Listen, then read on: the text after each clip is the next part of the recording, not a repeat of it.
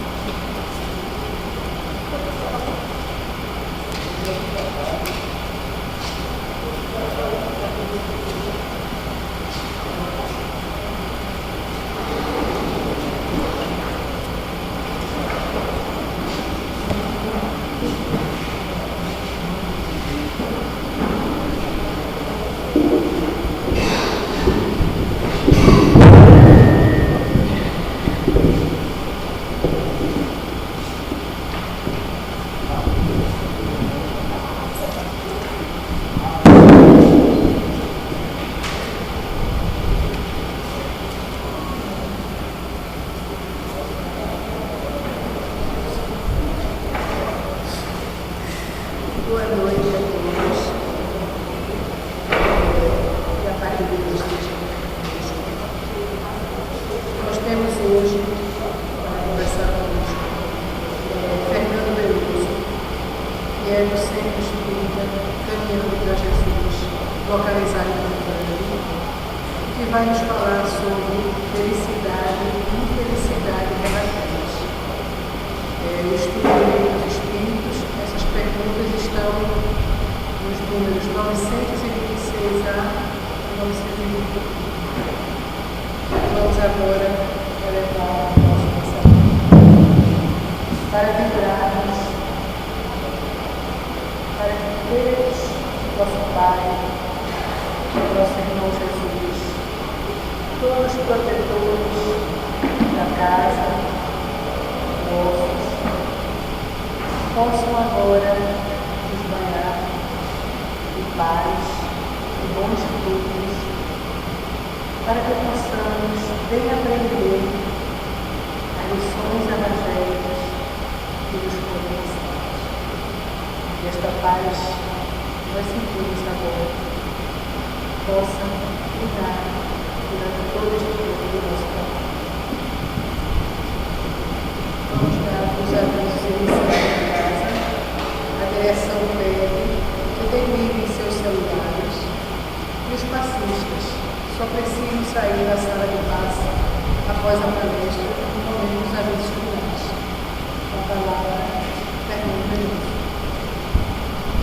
Boa noite, amigos.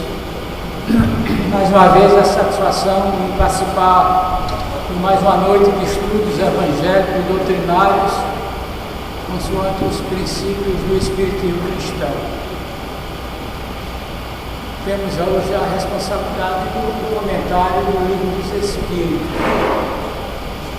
Há umas informações que eu só venho aqui uma vez a cada mês. E que todo mês eu repito as mesmas informações, inicialmente.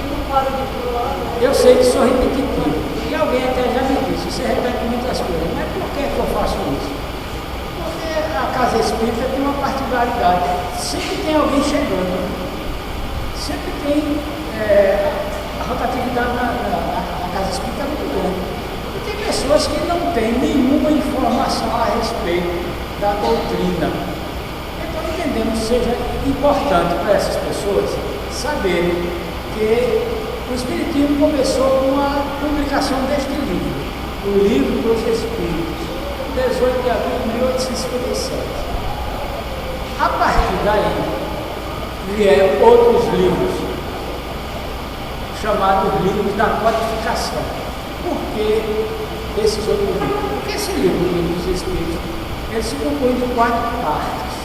E de cada uma dessas partes deu origem ao livro seguinte. Então, pela ordem, veio primeiro o Livro dos Espíritos, em seguida o Livro dos Médiuns, que é a parte científica da doutrina, aborda a relação existente entre nós e a espiritualidade, trata da mediunidade, que não é exclusividade dos espíritas, todos têm mediunidade, mas que é estudado e analisado pelo Espiritismo. Foi a mediunidade que deu origem à própria doutrina, porque foi através da mediunidade que o livro foi psicografado. Então, pela ordem veio o Livro dos Espíritos, o Livro dos Médiuns, e o terceiro é o Evangelho segundo o Espiritismo, que é o viés religioso da doutrina. Porque nós sabemos que o Espiritismo é ciência, é filosofia e é religião. Então, a parte religiosa nós temos o livro o Evangelho segundo o Espiritismo. Na sequência, o Céu e o Inferno e a Gênesis. Então, essa parte que nós estamos analisando, está sendo analisada já há alguns dias, vai ter continuidade hoje, é a quarta parte que tem por título das esperanças e consolações. Então, foi essa quarta parte que deu origem ao livro O Céu e o Inferno, onde a doutrina espírita aborda a problemática do céu e do inferno, diferentemente do que nós tínhamos informação até então, porque nós sabíamos, por uma tradição religiosa até milenar, a história do céu e do inferno. Eram destinos finais depois da vida física. Então, o que é que se dizia? Morreu, ou vai para o céu como lugar definitivo, ou para o céu ou para o inferno. Os bons para o céu, os maus para o inferno. E isso encerrava a nossa jornada. Tanto que era comum, ainda é comum se ouvir dizer, morreu, acabou-se. Como advento do Espiritismo, nós recebemos outra informação. Então tem o episódio da morte, mas para nós não é só a morte. A morte é a cessação da atividade física, da vida física. Mas para nós tem a morte e o desencarne. São 2 momentos distintos. Primeiro morre e depois desencarne. A cessação da atividade física e em seguida o desencarne, que é o quê? É a alma voltando a ser espírito. Porque também alma e espírito não é a mesma coisa. A alma é o espírito encarnado. Então, morre, desencarna e retorna à espiritualidade. E aí, tudo se modifica para nós a partir das informações seguintes. É outra coisa que eu sempre repito. Eu acho que essas 2 informações são importantíssimas, que nós vamos deixar até para um pouco mais além. Daqui a pouco a gente fala dessas 2 perguntas que tem aqui no livro dos Espíritos a respeito do depois da morte. Porque a lição da noite de hoje, ela trata de quê? Das esperanças e consolações, é o título, o subtítulo das penas e gozos terrestres. Então tem, na sequência, felicidade e infelicidade relativa, perda de entes queridos, decepções, ingratidões, afeições destruídas, uniões antipáticas, temor da morte e desgosto da vida suicida. Esse é o capítulo. Nós estamos na parte inicial, quando fala da felicidade e infelicidade relativas. As perguntas a serem abordadas são as 926 e seguintes. Mas nós queremos voltar aqui à primeira pergunta, só para encadear o estudo. Na primeira pergunta desse capítulo, que é a 920, foi interrogado da seguinte forma. Kardec perguntando ao Espírito: verdade, pode o homem gozar de completa felicidade na Terra? Essa foi a pergunta. Pode o homem gozar de completa felicidade na Terra? E a resposta, taxativamente, não. Por isso que a vida lhe foi dada como prova ou expiação. Dele, porém, depende a suavização de seus males e o ser tão feliz quanto possível na terra. E por que ele diz que nós não podemos ser felizes na terra? É preciso entender. O nosso planeta é um planeta de expiação e provas. Está dentro de uma sequência do progresso. Nós somos inicialmente um mundo primitivo, onde tivemos as nossas primeiras encarnação e reencarnações. Evoluímos, hoje somos um mundo de expiação e provas. E estamos num momento de mudança, uma mudança profunda e muito séria dentro dessa marcha do progresso, passando de um mundo de expiação e provas para um mundo em fase de regeneração. Esse é o momento que nós estamos vivendo. E é esse o momento que chegou a doutrina espírita como consolador prometido pelo Cristo, que quando se afastou de nós fisicamente, porque espiritualmente ele é o comandante espiritual do nosso planeta, mas quando ele se afastou de nós, ele disse que na época própria mandaria um consolador. E a época própria é exatamente essa que nós estamos vivendo. E alguém pode pensar, mas o Espiritismo chegou a 150 anos atrás? Sim, porque nada na natureza acontece aos saltos. Isso é um processo lento, porém permanente. Então, desde a chegada do Espiritismo, nós começamos a receber essas informações que não tínhamos até então e que nos estão servindo para um despertamento. Porque a doutrina espírita não tem outra intenção, outro objetivo, senão nos ajudar a viver, nos ajudar a entender a vida. Tem gente que vem a ser espírita e nós entendemos o porquê, pensando outra coisa a respeito do espiritismo. Por quê? Muitas vezes passam ali no centro da cidade e encontram uns garotos lá entregando uns panfletos que falam do presente, passado, futuro, casamento, viagem, e etc. E se dizendo espíritas. E às vezes até são médicos, outras vezes são orientados. Quando são médicos, são orientados, que ao invés de viver para a sua mediunidade, estão vivendo da sua mediunidade, oferecendo todas essas informações. E aí as pessoas chegam no centro espírita pensando que vão encontrar isso. E não vão. Por quê? O que é que encontra aqui?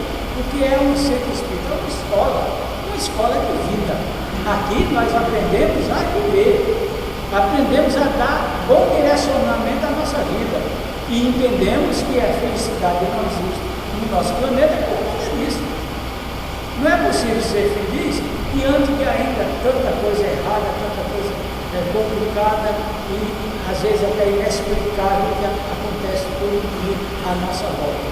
Nós podemos ter, e temos sim, momentos de felicidade, momentos felizes, nós temos, às vezes com a família, no trabalho, onde quer que estejamos, num trabalho que nós estamos realizando dentro de uma casa espírita, outra casa que se destina a ajudar aos mais necessitados. Então nós ficamos felizes por estar participando, momentos felizes, mas felicidade completa e absoluta nós não temos em função de quê? Dessa condição que a Terra é ainda um planeta de expiação e provas. Então nas perguntas da noite de hoje, ela começa na pergunta 926, Kardec interrogando da seguinte forma: criando novas necessidades, preste atenção, criando novas necessidades, a civilização não constitui uma fonte de novas aflições, criando novas necessidades. A civilização não constitui uma fonte de novas aflições, responde com verdade. Os males desse mundo estão na razão das necessidades factícias que vós criaste. Há muitos desenganos e culpa nessa vida, aquele que sabe restringir seus desejos e olha sem inveja para o que esteja acima de si. O que menos necessidade tem, esse o mais rico. E continua: invejais os gozos dos que vos parecem os felizes do mundo, saber porventura o que lhes está reservado? Se os gozos são todos pessoais, pertencem eles ao mundo dos egoístas, o reverso então virá. Dever de preferência lastimá-los. Deus algumas vezes permite que o mal prospere, mas a sua felicidade não é de causar inveja, porque por lágrimas amargas o pagará. Quando um justo é infeliz, isso representa uma prova que ele será levado em conta se a suportar com coragem. Lembrai-vos dessas palavras de Jesus: bem-aventurados os que sofrem, pois que serão consolados. Vamos tentar analisar a pergunta e a resposta. Voltando à pergunta: criando novas necessidades, a civilização não constitui uma fonte de novas aflições? E aí ele fala: os males desse mundo estão na razão das necessidades factícias que nos criaram. O que são necessidades factícias? É o desnecessário, é o supérfluo, e que nós estamos todo dia criando. Nós vivemos uma sociedade de consumo. Então, a cada dia que você liga a televisão, você abre uma revista, um jornal, qualquer meio de comunicação, estão lá as ofertas. Todo dia tem uma coisa nova. Telefone celular, todo dia tem um telefone novo, máquina digital, e automóvel. Então, automóvel é um negócio sério. E o governo até incentivando compre, e as pessoas comprando, muitas vezes sem necessidade e sem poder comprar. Só tem detalhes importantes. Muitas vezes você não tem necessidade, mas compra porque é impossível comprar. Às vezes compra só por vaidade. Eu conheci dois rapazes, irmãos, e um quando comprava um carro ia buzinar na porta do outro, para mostrar que estava com um carro novo. E o outro aí ia fazer o que fosse possível para comprar também, para não ficar por baixo. Então vamos criando as tais necessidades factícias. E vamos nos envolvendo, e vamos sofrendo com consequência disso. Porque vai chegar lá, a geladeira é pouquinho o pagamento, é tanto por mês. E agora tem a televisão nova, tem a LED. A LED é que é a boa, e tem a de 30 polegadas, a de 40, a de 50, e cada um que compra, o vizinho quer comprar o maior, e muitas vezes acontece isso, né? Por conta de quê? Da nossa vaidade de criarmos o que não necessitamos. E qual é a consequência disso mais na frente? Aí você vai se endividar, nós vamos nos endividar, eu, você, quem quer que haja dessa maneira, e criar um problema para si mesmo. Consequência disso: problemas físicos, transtornos mentais, doença de toda ordem. Aí de repente é o coração que está doendo, é o filho, é isso, aquilo, aquilo outro. Tudo consequência de quê? Dessa maneira equivocada que nós vivemos. Porque estamos criando necessidades onde não existem. Estamos trabalhando em cima do supérfluo, quando devíamos, como ele diz aqui no fim da necessidade, da resposta. O que menos necessidades tem, esse é o mais rico. Por quê? Porque você não vai, nós não vamos encher a cabeça de preocupação com coisas que absolutamente não eram necessárias. Então nós vamos criando essas necessidades e vamos ter mais dia, menos dia, arcar com tudo isso e sem ter condição. Trazemos para nossa responsabilidade um mal, um dano que muitas vezes é irrecuperável. E aí o que acontece muitas vezes quando a pessoa está assim? Não tem mais para onde apelar, não tem mais para onde... Vamos no centro. Vamos lá no centro fazer um tratamento. E tem a história do passe, que é muito interessante. Vim aqui tomar um espaço para descarregar. Já ouviram isso? Vimos aqui tomar um espaço para descarregar.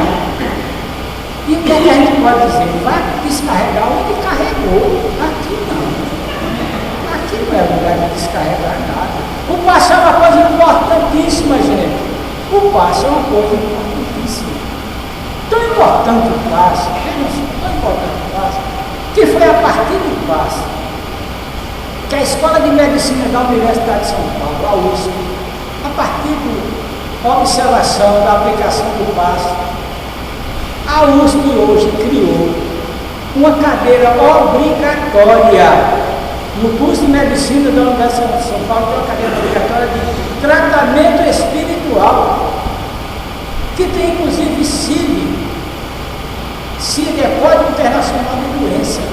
Isso para nós foi um reconhecimento extraordinário, para nós espíritas, do tratamento que vocês estão participando e que os centros bem orientados oferecem, hoje é matéria de curso de medicina, pela importância que ele tem. E começou a partir de quê? Do estudo do passe. E isso evoluiu, chegou ao ponto que chegou hoje e continua evoluindo, porque é a ciência levando os princípios da doutrina para onde eles devem efetivamente chegar.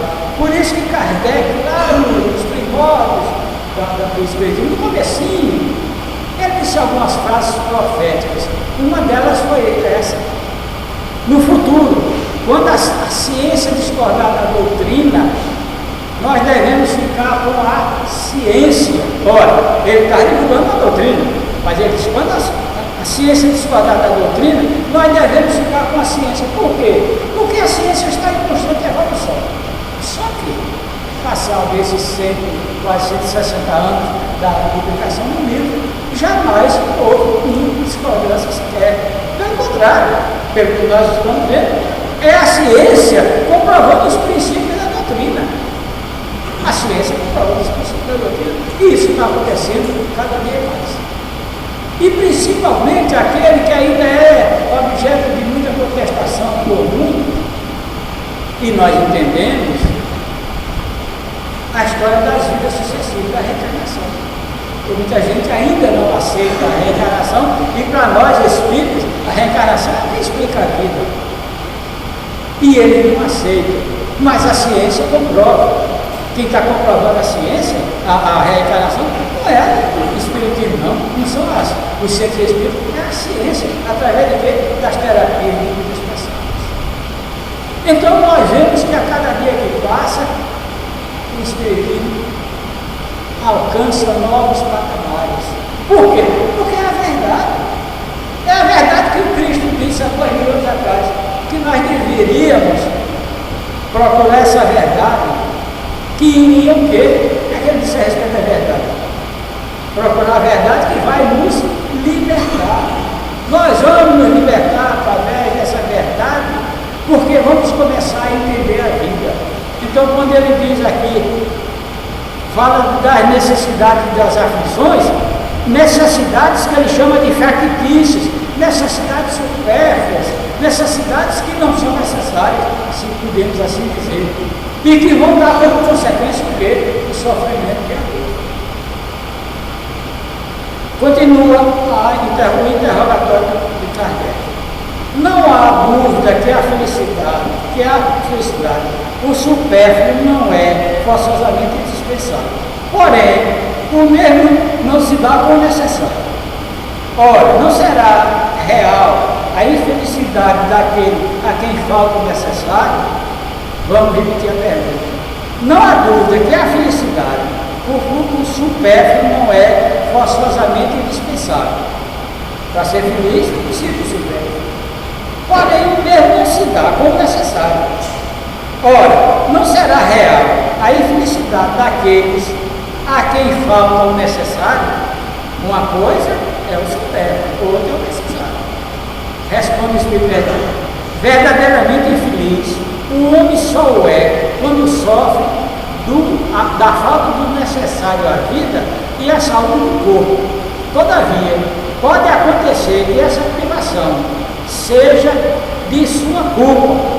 Então, só tem que se queixar de si mesmo. Se for ocasionada por outra, a responsabilidade recairá sobre aquele que lhe houver dado causa. Ora, efetivamente, é infeliz o necessitado. Mas ainda aí há uma relatividade.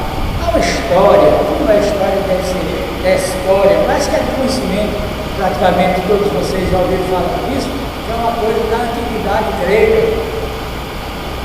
Daquele rei infeliz, embora rei infeliz, e que mandou procurar lá no seu reino, nas suas terras, um homem feliz. Ele queria conhecer um homem feliz. E os seus vassalos foram procurar um homem feliz para levar para a presença do rei. E quando encontraram, o fulano não podia ir à presença do rei. Por quê? Conta a história. Porque não tinha uma camisa. O homem feliz não tinha uma camisa para vestir. Isso é história, evidentemente, mas que nos traz um ensinamento. Porque muitas vezes nós estamos com o guarda-roupa cheio de roupa e reclamando que não temos uma roupa para vestir. Então as moças me dizem muito mais. Eu digo isso para as minhas filhas. Agora, não tem roupa. Essa roupa todo mundo já conhece. E não sei o que, minha filha que não tem nenhuma. Não é? Quem lava de noite para vestir de dia, porque só tem aquela para trabalhar. Então nós criamos essas coisas. Mas existem aqueles que efetivamente necessitam. Aqueles que efetivamente não têm, mas veja aqui, mesmo assim, o que é que ele diz aqui? Então, só tem que se queixar de si, todavia, pode acontecer que essa privação seja de sua culpa. Mas me desculpe, eu vou voltar aí na pergunta anterior, tem um trechinho aqui, que eu teria que comentar e eu não passei. Quando diz assim, Deus algumas vezes permite que o mal prospere, mas a sua felicidade não é de causar inveja. Deus permite que o mal prospere. Temos que entender essa colocação. Por quê? A palavra do Cristo. Nós temos que cuidar com a letra que mata. Devemos nos apegar ao Espírito que vivifica. Então não ao pé da letra, Deus permite que o mal prospere. O que ocorre é que nós somos seres inteligentes. Nós somos espíritos. E o que é o espírito? O princípio inteligente do universo. Então, como seres inteligentes, nós temos capacidade de tomar decisões. O que acontece é que não há interferência de Deus. Como não há interferência na nossa vida, por exemplo, na doutrina espírita. A doutrina espírita não é invasiva. Você não chega aqui ou faça assim ou faça assado. Não. A responsabilidade é nossa. Nós aqui temos que tomar as nossas decisões. Então nós chegamos na casa espírita e recebemos a informação, a orientação. O Espiritismo propõe, não impõe, mostra o caminho. Agora, se vai trilhar aquele caminho ou não, a responsabilidade é nossa. Nós é que decidimos o que vamos fazer da nossa vida. Há um verso, eu acho que até falei dele no especial aqui, de uma música de Alvin Salvo, diz assim, estrada eu vou, estrada eu sou. Então nessa estrada da vida, é uma metáfora, nessa estrada da vida, que nós trilhamos, ela é constituída por nós mesmos. Nós é que fazemos a estrada que vamos criar. Deus permite porque nos dá a condição de escolha. Nós é que temos que escolher. Veja outro momento do Cristo, quando ele diz assim, o escândalo é necessário, mas ai de quem praticar o escândalo. Temos que entender por que é necessário. É obrigado a ter? Não. É que no estágio de evolução que nós estamos, ainda acontece o escândalo. Mas ai de quem praticá-lo. Isso é que nós temos que ver. São essas nuances que nós temos que tirar das palavras, para assim podermos bem administrar a nossa vida. Então Deus permite sim. Porque nós temos que ter a condição de espírito. Paulo, o grande apóstolo, diz: tudo é permitido fazer, mas nem tudo é lícito que se faça. Olha aí. Na hora que ele diz que tudo é permitido fazer, acaba com essa história de pecado. É pecado, é pecado, é pecado, é pecado. O quê? Não é melhor nós sabermos que a responsabilidade é nossa? E sabermos que tudo na vida tem uma consequência? Fez certo, vai colher certo. Plantou certo, vai certo. Plantou bom, vai bom. Plantou ruim, vai ruim. Isso é para nós um alerta. Voltando lá para a pergunta e a resposta a 927 é isso. Todavia pode acontecer que essa privação seja de sua culpa. Gente, nós temos que nos conceder que tudo que acontece conosco é culpa nossa. Culpa dos outros. Aquelas duas perguntas que eu fiquei para depois. A primeira foi, a maioria de vocês sabe a resposta. Que já foi tantas vezes falado isso aqui. A primeira pergunta é: onde estão os espíritos? Ora, quando ele perguntou onde estão os espíritos, já foi admitido que não tinha céu nem inferno. E a resposta do Espírito: em todo lugar, inclusive no meio de vós. Eles estão por aí. Eles estão em todo lugar. E a segunda pergunta: seríssimo. Se os Espíritos influenciam na nossa vida? E a resposta mais séria ainda: muito mais do que poder supor, de resto, muitas vezes vos governam. Eles estão aqui ao nosso lado, eles têm essa condição de nos governar. De resto, muitas vezes, não quer dizer que obrigatoriamente eles nos governam, não. Porque se fosse assim, nós estávamos perdidos. Não. Eles têm a condição como nós temos no nosso dia a dia. Quantas vezes nós não influenciamos aos outros? Em casa, no trabalho, na escola, pessoas de temperamento de personalidade mais frágil, que são impressionáveis. Eu conheço uma que tem um programa agora de televisão de manhã, que são os médicos, todo dia falando da doença. E todo dia ela tem aquela doença.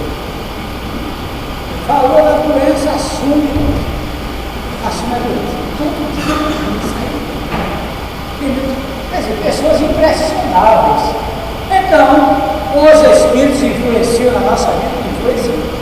Agora, o que é importantíssimo nós sabermos e termos essa consciência: eles estão por aqui, eles influenciam na nossa vida, eles nos acompanham.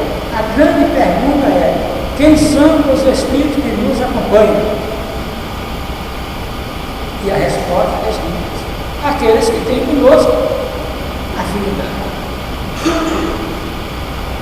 Há uma frase que certamente vocês já ouviram, se não disseram: dizem com quem anda, dir-te-ei quem és. Isso é comum, senhor. Em relação aos Espíritos também. Qual é o seu comportamento, os seus pensamentos, as suas ações, os seus atos? É quem vão determinar quem vai estar ao seu lado. Então, se você é uma pessoa do bem, que tem bons pensamentos, que tem boas intenções, que pratica o bem, você vai ter ao seu lado Espíritos que vão lhe ajudar nesse mistério. Mas se você é uma pessoa que só pensa nas coisas erradas, às vezes não é nem o mal, não, é o pessimismo. Tem gente pessimista que só pensa na coisa errada. Você vai comer uma banana e faz mal para não sei o quê. Aí, mas com uma laranja faz mal para não sei o quê. Isso não sei, faz mal para isso. Não é assim, não existe. Então, pessoas, aquela história: como o pobre só vai com a manteiga para baixo. Meu Deus. E a outra história de correr atrás do prejuízo. Eu nunca vi ninguém correr atrás do prejuízo. Ele tem que correr atrás de lucro. Não é? Eu saio de casa para procurar emprego dizendo assim: eu vou, mas sei que não vou conseguir. Não vá. ia passar o celular do sapato e na volta para casa conhecido que me encontrou. E o otimista, o que é que acontece? Vai, às vezes não consegue, mas volta para casa dizendo, amanhã eu vou de novo. E vai até que passa, até que consegue. Até que consegue emprego, a história de concurso público, aí abre um outro concurso público. O pessimista já vai dando nada, é muito candidato. Gente, não vamos pensar no número de candidato, não. Vamos pensar no número de vaga. Quantas vagas tem? Uma, pronto, é a minha. Agora vai fazer por ano. Não fique só na utopia, não. Ah, não, tem uma vaga, eu vou correr atrás dela. Vai fazer por ano conseguir. Eu já vi uma frase que eu achei interessante, a colocação que alguém fez assim, concurso público a gente não faz para passar não, faz até passar. E é verdade, é fazer até passar. Não ficar na primeira dificuldade, no primeiro momento se encolhe. E aí, ó, as influências dos que estão ao nosso lado, dos negativos que nós atraímos para o nosso lado, que vão fazer com que nós sejamos cada vez mais negativos. E por que não pensar positivamente? Não consegui hoje, mas amanhã eu consigo. Eu vou atrás, eu vou lutar. E acabo conseguindo. Desde que faça por mim. Então a culpa do que nos acontece é nossa, gente. Vamos botar a culpa do outro. Ah, foi fulano, foi Beltrano. Quando eu faço certo, fui eu. Quando eu faço errado, foi ela que me orientou. É isso. E quanto mais não tem em quem botar a culpa, não tem mais em quem botar a culpa. Aí bota em quem? E o obsessor. Coitado do obsessor. Não é? Não tem mais em quem botar a culpa. Foi o obsessor. E aí, até na história da obsessão, quando nós vamos analisar o processo obsessivo, nós chegamos à conclusão que ele existe porque nós o fizemos o nosso obsessor. Ele não chegou de graça ao nosso lado, não. Eu fui quem fiz meu obsessor. Porque, disse o Eli Caldachuga, naquele livro que nós recomendamos sempre a leitura, deve ter aqui na livraria, mas também deve ter na biblioteca. Que é, eu já falei nesse livro 1000 vezes aqui. Foi o primeiro livro, a pessoa de cada chuva. Obsessão e Obsessão. E é aquele livro que eu digo sempre que é bom para ler. Por quê? É um livro pequeno da letra grande. Vocês acham graça? Mas isso é uma realidade. Porque tem gente que quando pega um livro grande da letra pequena diz, esse eu não leio da sono. E o livro que isso é assim de didático. Você começa a ler e entender. O palavreado é simples, ela não é sofistica nada, e vai mostrando. E a gente vai entendendo o processo obsessivo, que ele é o nosso obsessor, porque nós não fizemos o nosso obsessor. Na hora que ela diz, a maioria das obsessões acontece por vingança, e alguém só se vinga de mim se eu fizer alguma coisa dele. Mas existe a obsessão até por amor. É um campo muito vasto e que merece uma conversa mais profunda. Vamos voltar para cá. Então, quando ele diz que até nas necessidades, às vezes a culpa é nossa, é porque é mesmo. A gente conhece casos. Eu estava lendo essa semana, quando eu vi qual era as perguntas, eu fico logo lendo para ele. Aí começa a me lembrar de casos. Porque dizem que velho não estuda história não, é ler os fatos. E isso cai muito bem para mim, porque eu começo a lembrar de coisas quando eu era criança, eu já fui criança também, faz muito tempo. Eu conheci um caso de um rapaz, quando eu disse, muitas vezes a culpa dessas necessidades são nossas. Eu conheci um rapaz de uma família abastada, lá no interior. O pai era criador de gado, plantava cafés finos, ele vivia muito bem, a família, os irmãos eram muito formados. Teve gente que foi para o exército, chegou até a outra general. E esse rapaz não tinha nada na vida. Era só fazer confusão, dar pancada de gente, beber, quebrar, arrebentar. E a família segurando as pontas. Os pais morreram, foi feita a partilha e ele acabou com a parte dele. E foi sofrer as consequências. E sofreu terrivelmente as consequências de quê? Da sua inúria, da sua imprudência, da maneira equivocada que ele se colocou diante da vida. Nesse caso específico, depois ele se recuperou. Foi uma coisa extraordinária. Eu consigo ter. Ele se recuperou. E ele já morreu. Mas já estava com a vida equilibrada. Mas nem sempre isso acontece. E é por isso que ele diz aqui, muitas vezes, sofrimento é culpa nossa. Nós temos tudo, às vezes, nas mãos e ficamos fora.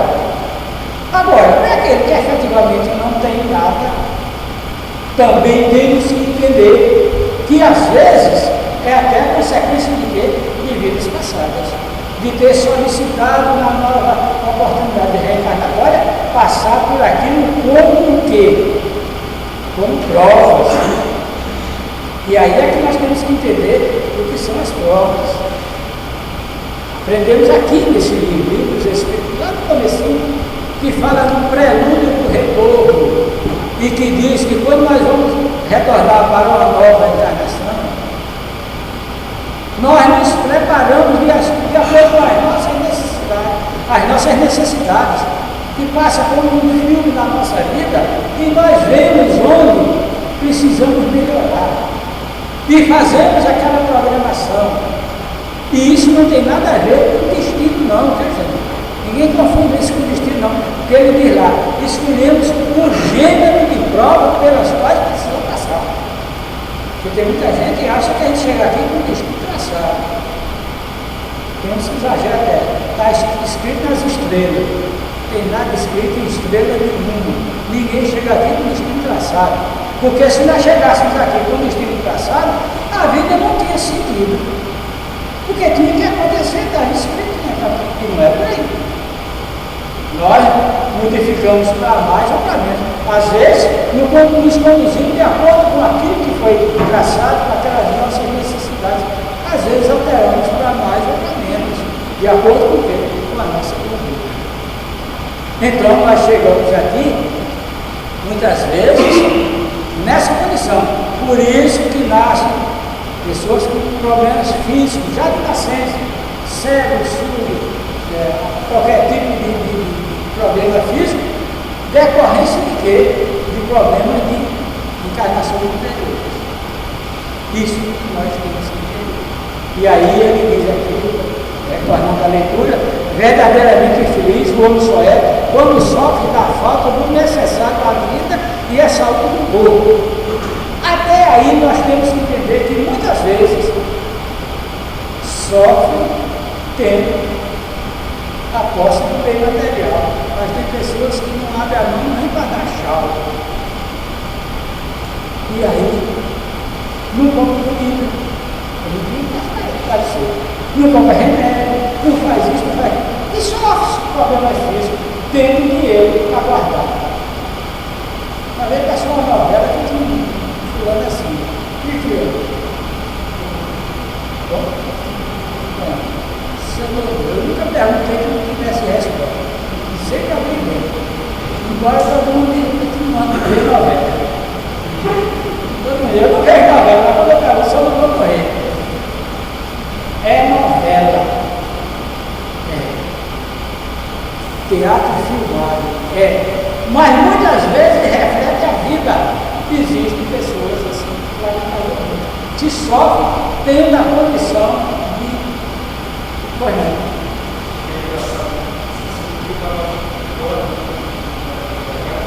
Uma pessoa está comentando que ela todos os dias ela entra no salto dela. Mas como assim?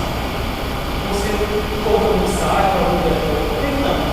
Meio que sem alfinetar, para todos os dias entra na internet para ver o salto dela. Ainda bem que acontece, e acredito que isso é progressivo, cada dia vai piorar mais. Eu tenho que dar uma porra para isso, porque realmente deu problema. Um jovem aqui no auditório, eu estou falando isso aqui agora, vou repetir. porque pela primeira vez parece que eu estou sendo filmado aqui, né? E o que vocês estão dizendo talvez não saia na filmagem, o som não capta. Ele está falando aqui de uma pessoa que tão apegada às coisas materiais que diariamente entra no site lá do banco para ver o saldo, todo dia. Sabendo que não está sendo alterado, não tem mais nem menos, mas todo dia quer ver. Isso aí foi bom você falar, porque me lembrou outra coisa, que até foi assunto antes, ali fora, uma companheira nossa daqui, disse que a gente fala disso, dessa história da posse do bem material. Veja só, isso já me perguntaram antes. Certo dia uma pessoa perguntou assim, por que é que os espíritas falam mal de ricos? Não, senhor, espírita não fala mal de rico, não. Ser rico tem nada de errado, ser rico não. Deve ser muito bom. Eu não sei como é, porque afinal de contas eu sou aposentado do serviço público e não jogo na Mega Sena. Então não vou ser rico, mas deve ser muito bom você ter o suficiente e até o supérfluo, deve ser bom demais. Agora, o que nós não podemos fazer é do bem material a razão de ser da nossa existência. Não, você é rico, parabéns. O que é que nós precisamos ver de quem é rico? Como conseguir? Que uso faz? Se você conseguiu honestamente a riqueza e se faz bom uso dela, ótimo. Agora, os espíritos dizem que a história da riqueza e da pobreza diz que a prova da riqueza é pior do que a da pobreza. E isso não é consolo da pobre, não. É porque efetivamente é. Porque quem é posse do bem material tem muito mais condição de fazer o mal, embora também não tenha de fazer o bem. Mas muitas vezes nós, no momento em que temos o bem material em abundância, nos perdemos. E aí você acha que pode tudo. E às vezes não é somente a questão financeira, não. É o poder moral. É o que é que nós vemos hoje com as nossas autoridades constituídas? Fazendo os maiores abusos, tudo de errado. Por quê? Porque se acha acima do bem e do mal, que assumiu um cargo, etc. E às vezes nós vemos isso. Eu fui servidor público durante 30 anos e vi pessoas que eram ótimas até o dia que assumiu a chefia. Era uma pessoa boa, colega, preciosa, etc. E no dia seguinte era chefe. Aí se modificava. E é por isso que eu me lembrava para falar de tem chefe, um X e chefe do CH. Por quê? Porque o poder, é que o poder corrompe? Não, o poder desperta. Ele já tinha dentro de si aquele princípio. Há uma frase que você já deve ter ouvido assim: a ocasião faz o ladrão. Será que ela é verdadeira? É não, gente, é não. A ocasião faz o roubo. O ladrão já existia. Porque senão ele tinha a oportunidade, ele fazia. Não é? Ele só está esperando a chance e a oportunidade de fazer. Então as pessoas se apegam aos bens materiais. Há poucos dias, faz isso quase 2 semanas, um mês atrás, que apareceu um coitado do cidadão que abriu lá uma caixa onde estava cheia de dinheiro, que ele juntou a vida toda e nada mais valia, porque era dinheiro das mudanças que aconteceram na nossa moeda, e ele estava tudo perdido. Ou seja, ele se privou de muita coisa com o dinheiro de casa indo com a caixa que não estava mais valendo. Motivo de sofrimento, por isso que ele diz aqui, olha a razão, todavia pode acontecer que essa privação seja de sua culpa. Gente, detalhe importante, quando nós lemos, quando nós estudamos, quando nós analisamos isso aqui, temos que ter a consciência que isso aqui não é para os outros não, isso é para nós. Nós não podemos ser teóricos de doutrina. Eu já li o livro todo da codificação, eu li a obra de Chico Xavier, e daí? É melhor ler um pouquinho em prática do que ler tudo em prática. Então não é questão de saber, não, é de vivenciar. O nosso problema é de vivenciar para que não venhamos a sofrer as consequências da nossa incúria, da nossa desatenção dentro da vida. Última pergunta que o horário está terminando. Evidentemente, por meio das especialidades das atividades naturais, Deus indica a nossa vocação neste mundo. Muitos dos nossos males não advirão de não seguirmos essa vocação, responde a espiritualidade. Assim é de fato. E muitas vezes são os pais que, por orgulho ou avareza, desviam seus filhos da senda que a natureza lhes traçou, comprometendo-lhes a felicidade por efeito desse desvio. Responderão por eles. Outra realidade que nós temos visto ao longo do tempo. Essa coisa dos pais, hoje está muito menos. Hoje está muito menos. Mas já houve um tempo que aquelas famílias antigas, abastadas, tinham muitos filhos, aí dizia assim, esse vai ser médico, esse é engenheiro, esse é advogado, esse é o padre, se tivesse uma mocinha quietinha, essa vai ser freira. E eles iam. E muitas vezes terminavam sendo pessoas frustradas, porque não era isso que eles queriam. Há um caso que a gente pode falar, porque foi muito evidente e conhecimento geral, a imprensa publicou isso, na época foi um escândalo até, daquele padre que matou o bispo de Garanhuns. O padre Osângio Siqueira que matou o bispo lá. Por quê? Aquele cidadão, o que era Osângio Siqueira? Um homem que o que ele queria na vida, a gente chega a essa conclusão. Ele queria casar, ter um sítio, criar bicho, plantar, etc. E o pai botou ele para ser padre. E ele foi para lá. E o que ele tinha lá? Tinha um sítio, tinha mulher, tinha filho, tinha bicho, tinha plantação. E ninguém mexia. Até que chegou um bispo lá que veio de fora e não aceitou e pressionou tanto. Ele se viu tão pressionado e no momento de desespero foi lá e matou o bispo. Por quê? Um engano de vocação por conta do pai, que o forçou a ser padre quando ele não queria ser padre. E eu conheci outro caso aqui no município, esse eu conheci bem de perto, de um rapaz pobre que entrou, foi servir o exército. Mas era uma pessoa muito séria, muito direito, muito trabalhador, muito dedicado. E fez carreira no exército, soldado, cabo, sargento, etc. Quando ele se reformou para o Léo. Então o primeiro filho que nasceu, ele disse, esse vai ser militar. E o menino não queria. E o menino reagiu. E ele botou o menino na escola militar e não ficou. Terminou saindo de casa, foi morar com a avó, foi embora para o Rio de Janeiro. E era um rapaz inteligentíssimo e foi trabalhar numa multinacional e passou anos lá na Austrália como um executivo de alto nível. Quando voltou, veio aqui se reencontrar com o pai, que aí entendeu a bobagem que tinha feito, querendo obrigar o menino a ser militar, porque ele não conhecia. Então tem uns que reagem e no passado aqueles que aceitavam a força, por isso que ele fala aqui, a vocação. E aí ele faz um comentário aqui interessante. Cumpre não cair no absurdo, nem exagerar coisa alguma. A civilização tem suas exigências. Porque haveria de fabricar tamancos, um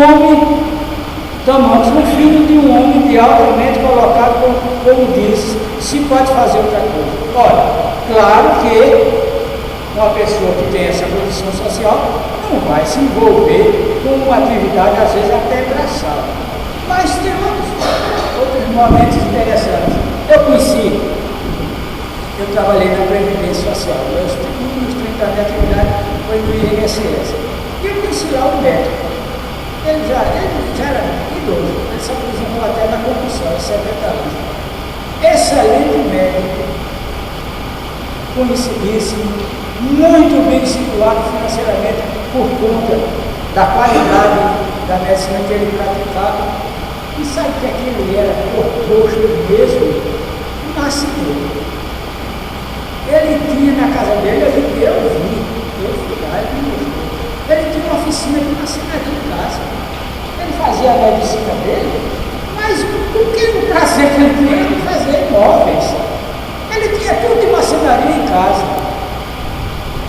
um grande grupo, que o médico é considerado e conhecido.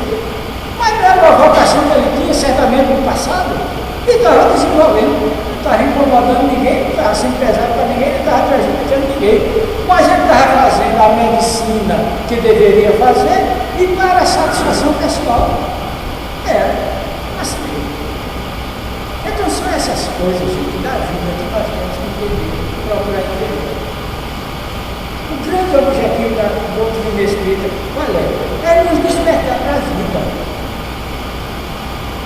Não podemos ficar alheios a nada.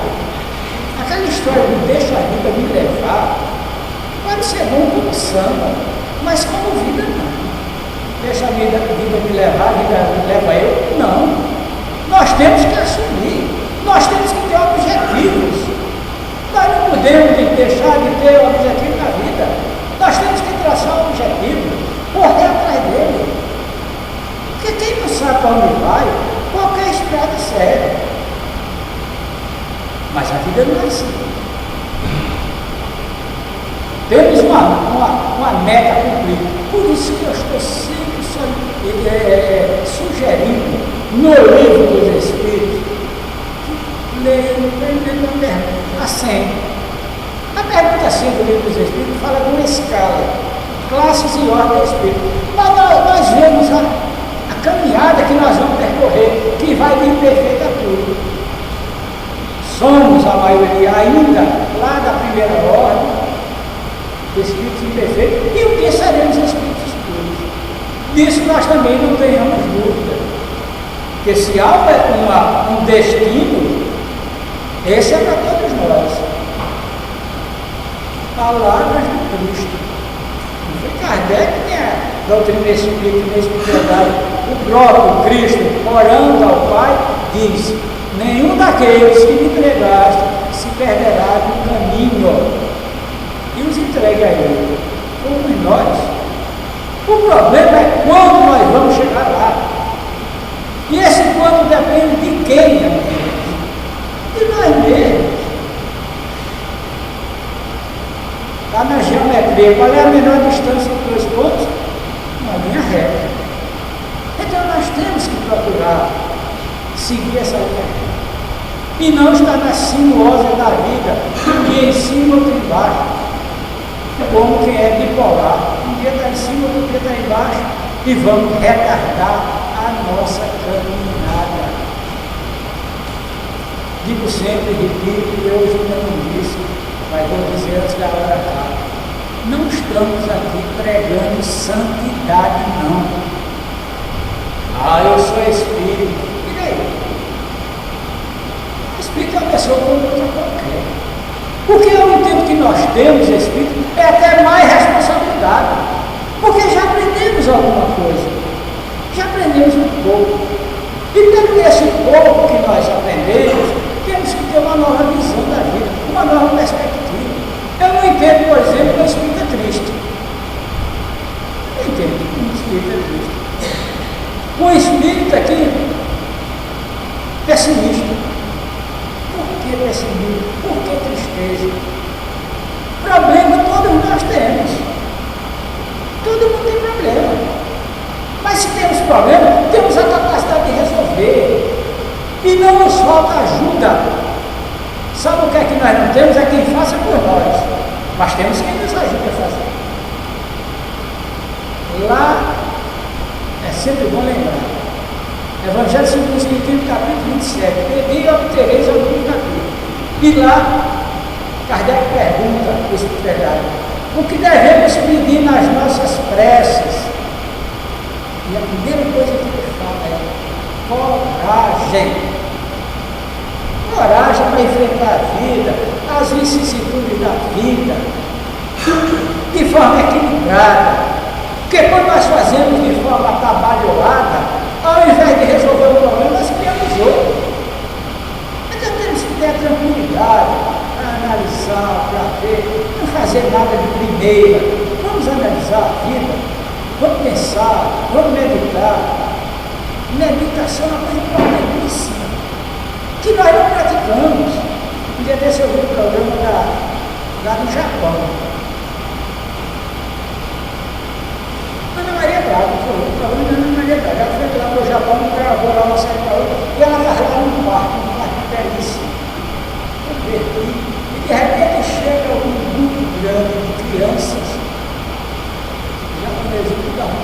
papo e seguem fila ordenadamente e sentam-se naquele parque para meditação. Ora, crianças já se acostumando com isso, meditação, pensar na vida, fixar o pensamento nas coisas positivas, ter autocontrole, é isso que nos fala, é isso que a doutrina espírita nos ensina. Meditar, analisar, para fazer sério, para assumir. Não é deixar a vida lhe levar, não. Nós é quem temos que levar a nossa vida, a responsabilidade final é nossa.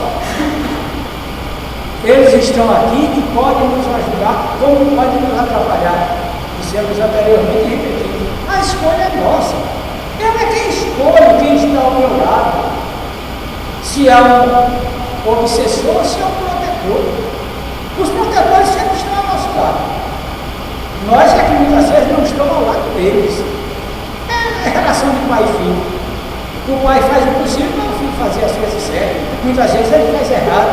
E muitas vezes já sai da esfera do pai e vai para a esfera da justiça, da polícia e da justiça. O pai deixou de ser pai? Não, ele continua lá. Mas já não pode fazer mais por onde, como poderia ter sido feito no passado. É a mesma coisa dos nossos protetores.